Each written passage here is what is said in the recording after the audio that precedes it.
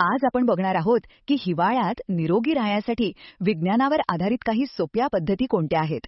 तुम्हाला माहितीये का, हिवाळ्यात फक्त जाड कपडे घालणं पुरेसं नाहीये.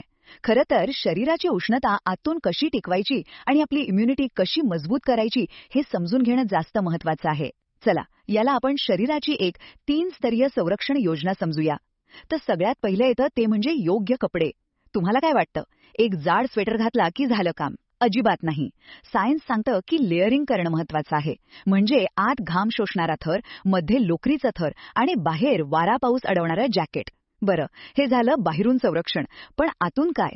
दुसरी आणि सगळ्यात महत्वाची लढाई तर इथेच आहे. कोमट पेय पिणं म्हणजे तुमच्या शरीराच्या इंजिनला गरम ठेवण्यासारखं आहे. आणि हो, तुमची प्रतिकारशक्ती वाढवणारे काही सैनिक तुमच्या किचनमध्येच आहेत, जसं की आले, हळद आणि काळी मिरी. आणि आपलं तिसरं संरक्षण कवच, ते आहे पुरेशी विश्रांती. रात्रीची 7 ते 8 तासांची शांत झोप तुमची प्रतिकारशक्ती वाढवते. आणि हो, वाफ घेणे किंवा मिठाच्या पाण्याच्या गुळण्या करणं हे सुद्धा घशाचं संरक्षण करतं. थोडक्यात काय, तर योग्य कपड्यांचे थर, आतून उष्णता देणारे पदार्थ आणि भरपूर विश्रांती, हीच आहे तुमची हिवाळ्यातली परफेक्ट डिफेन्स सिस्टम. पण एक गोष्ट लक्षात ठेवा, हे सगळे उपाय आजार होऊ नये म्हणून आहेत.